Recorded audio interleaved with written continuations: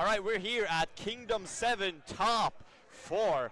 This is the best of the best that this tournament has to offer. Moving through some very talented players, we are sitting here in winners finals with the one and only Anbil and Lancelot. It's a little bit of a Nordic invasion, if I do say so myself. As a Smash board removed, or a Hugo's round table has somewhat reappeared in Ireland, but hey, they are the top 2 seeds of the event.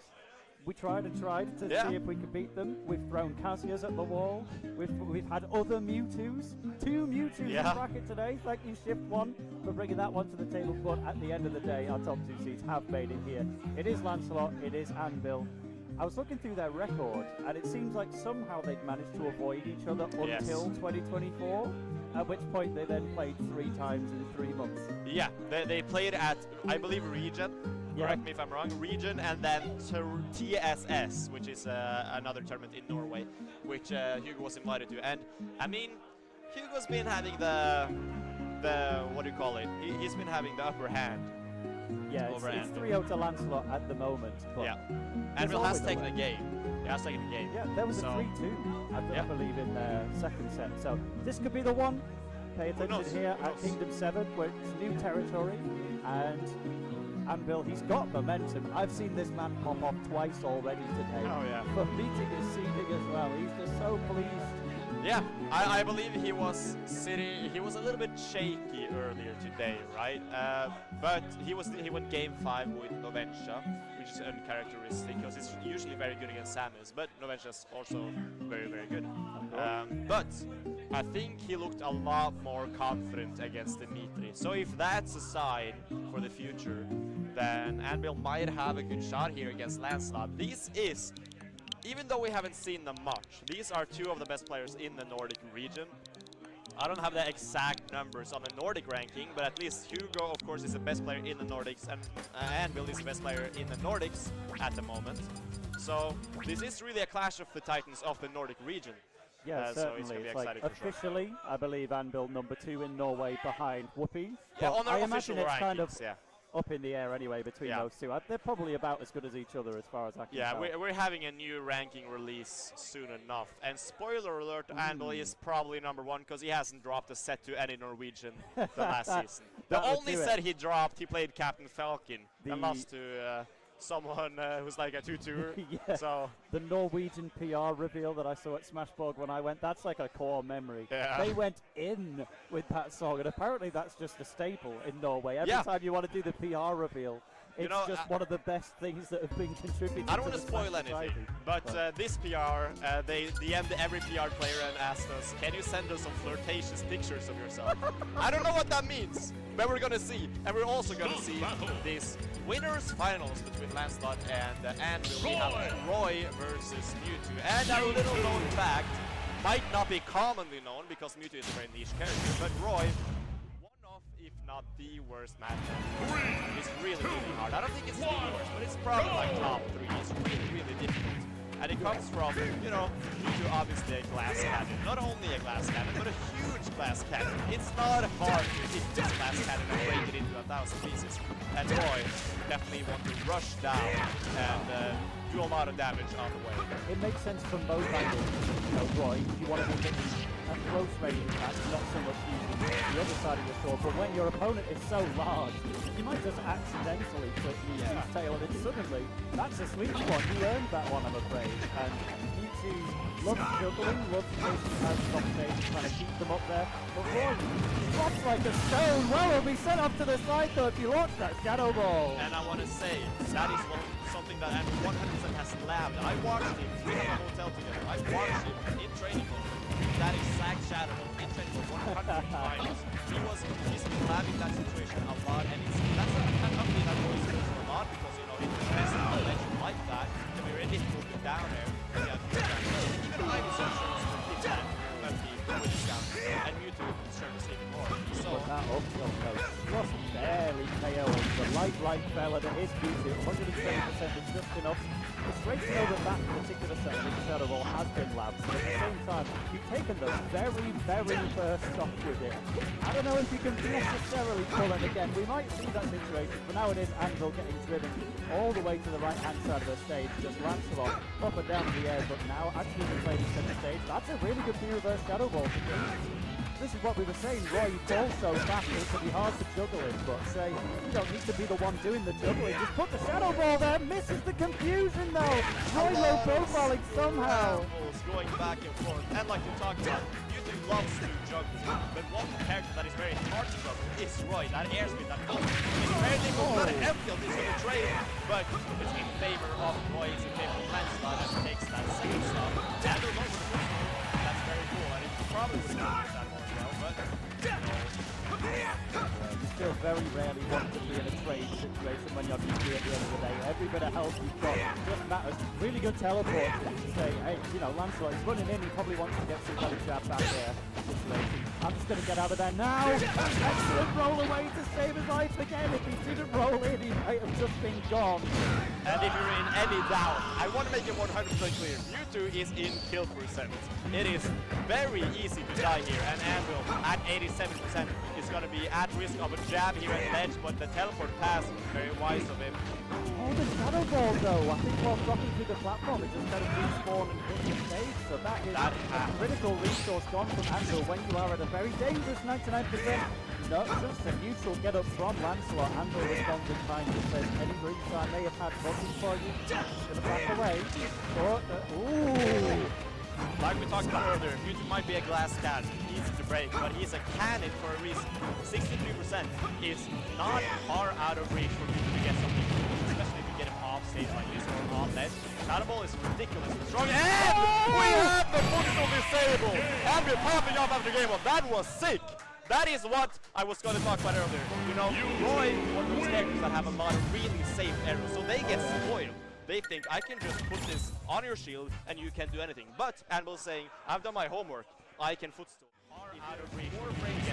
I can't even get him off, and that's why he's going on edge. Shadow Ball is ridiculous. Strong, and the modern day as well, because so many characters these days are doing footstools on the ground. You know, Steve being the classic one, footstool Anbil, but Mewtwo's been doing this his entire life. He's always had footstool disabled. Just now the rest of the casters started trying to imitate it in their own ways, but the original is still there. The OG takes game one. Excellent stuff from Anbil. Big comeback as well. Spending that entire game. Also, don't get it twisted. I mean, Mewtwo footstool disabled is very, very difficult. You have to double jump to cancel with the down beat. So it's not just doing a footstool and then a down beat. Like Steve, for example. He footstools so many down beats. So does a lot of characters. Does not have it that easy. You have to do a lot of precise inputs that are super, super difficult. And you're already in a close 100% and catching that jump with the forward, really nice stuff, and that's what we're talking about. That up is so hard to test, and the back you're gonna kill Mewtwo super, super early. But the up B of Roy, super hard to test. Even if you get a proper read on the timing, you'll be hard to find a real opening where you can back there. I mean, I know Anbil can do it if he's far enough down. He avoids that upper hitbox and can get that thing back there, but instead we're switching forward there, he's gonna take this down. Anbil not only trying to get bring this all the way back. Whoa!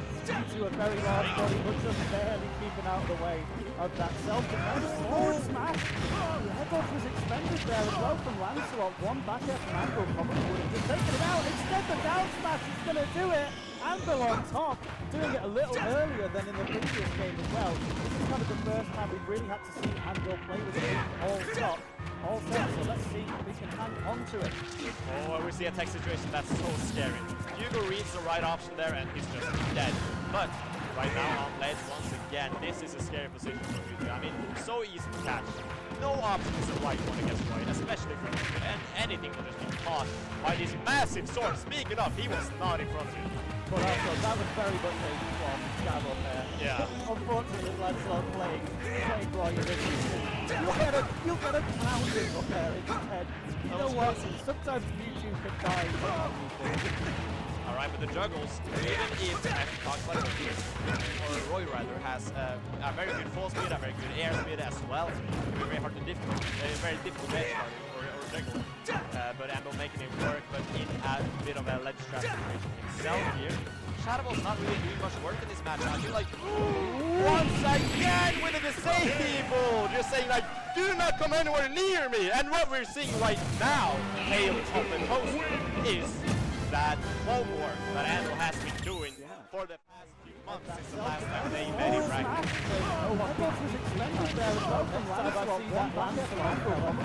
I'm gonna get him, and the disables have been so perfect, because sometimes you might worry, there might be a little bit of doubt when Roy's running. He's super low profiles when he's dashing towards you. You always wonder, because disables kind of got to make eye contact, as it were. What if it just missed during Roy's running animation, but clearly Anbil stood it up, knows, no, if he's coming towards me, I'm going to stop him with my death stare. But Anbil 2 games up. Maybe only one more for Grand Finals. For sure, and I also want to say, Anbil probably one of the best edge guards in Europe. I'm not even joking. He's so good at edge guard, and he labs so specific setups to edge guard every single character in the game. And a relevant fan doesn't know how to edge guard them. And he's done that exact same thing with edge guard, and we're seeing it coming to fruition. And I feel like Lancelot respects that a lot just by picking Roy at all. Yeah. If you were considering Roy, I feel like Anbil Edgard would Oh my God. And his down smashes might KO you regardless. Oh, Anbil, the down smashes have been fuego today. 100%. And he's up 2-0 against Lancelot. Lancelot is one of the best players in Europe in entirety of Europe. It is actually just like the other day on Shoestep's top 200 in Ultimate lifetime. Yeah. And here comes Anbil trying to take away the first stock ever potentially. Far from running away with it here. But that's will even bring that a little bit from Lancelot. But maybe we need to see a new strategy from Lancelot here. What are the main things that are happening here? Further than Shadow Ball. I think there's a lot of rolling in and teleporting with Anbil that he's been able to get away with. At some point, we might just see a raw lead from Lancelot. We might just see a raw disable! What are you talking about? Dude, that's the same disable he did at the last game, last game. It's just like, don't mash on me. I know you're mashing. You're playing Roy. I know you're mashing. Do not run into me. And you're seeing the ledge trap again. We even had a roll in as part of it. It's exactly what I was talking about. I have time to do this. Lancelot's stock is gonzo. Oh!